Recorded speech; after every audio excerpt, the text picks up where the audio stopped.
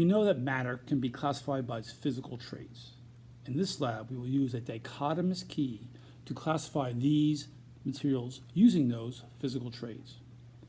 The dichotomous key allows you to answer questions in a yes or no fashion, to work yourself down through the table, narrowing your scope into a more specific trait and a classified part of matter. Let's get started. Let me show you how to do the lab with a dichotomous key. You'll take each of the materials, and you don't have them, so I'm going to have to show them to you. Take them in order, 1 through, I think it's 12. And you look it over a little bit. I'm going to show you each of them up close so you can get an idea what's inside of it. Its composition, color, makeup, okay? Number 1, and then, so you have an idea what it looks like. Let me show you on the key. Well, actually, before we do the key, let's go show you what data you are collecting. On the second page, it says here what everything is on the left, the gravel, sugar. Again, there's number 1, right? It's gravel. Now, they ask you, what is it? Well, it's gravel. But no, we want to know what classification is it.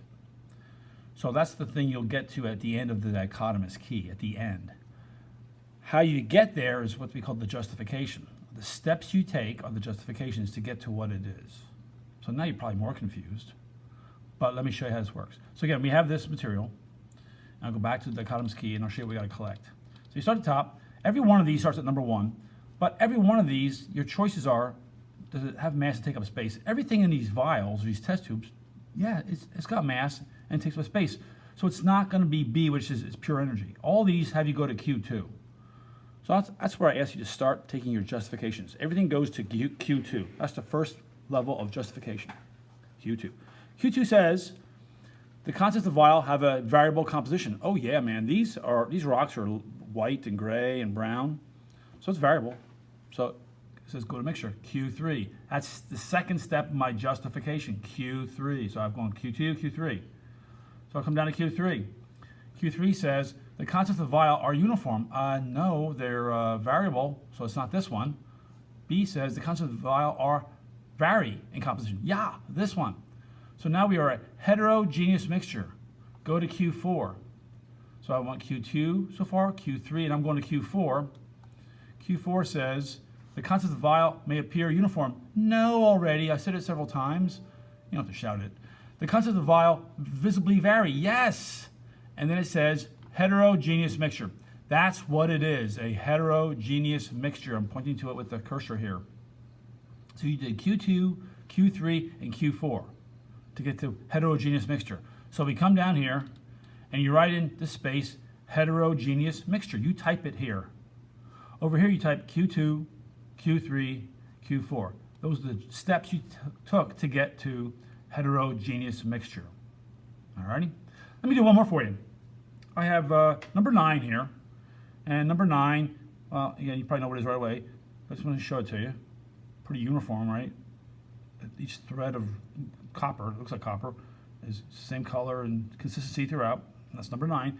And number 9 is way down here. Yeah, it's copper. See it there? So we know what it is. But let's go identify. So we go up here again to our justifications through dichotomous key. Again, everything goes to Q2. Let's restart. The contents of the vial have a variable composition. No, it's the same. So it's not this one. It's going to be, it says definite composition. So we are at 2B.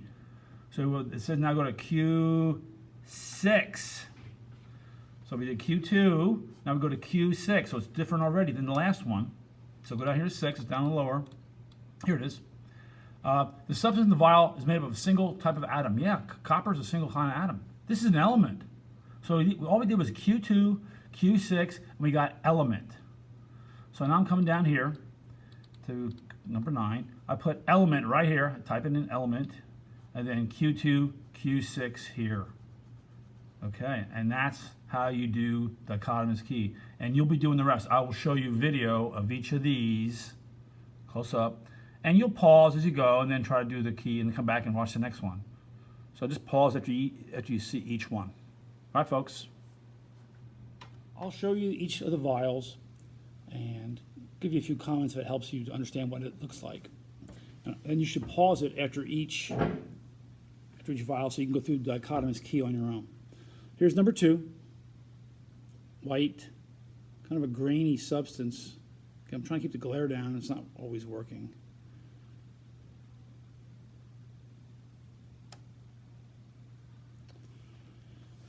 Number 3, liquid. You can see some sediment in the bottom. Shake it up. Kind of dissolves again. Cloudy material. Number 3. Number 4, yellow powder. Okay.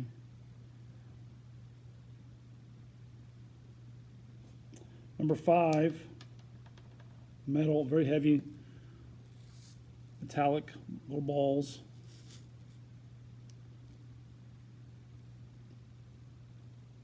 Number 6, what's left of it, a mixture of different types of little spheres. They're kind of stuck to the bottom. Different sizes and shapes, colors. Number 6. Number 7, well, it's a powder. Actually, it was a liquid at one time. It just dried out over the years. This one's going to be a little tough to do. Number 8, very grainy. Color is not consistent. You see some lighter and a few darker specks in there, little grains. Okay. Good idea, good view of the texture there. That's number 8. Number 9, pretty simple. This one's pretty simple.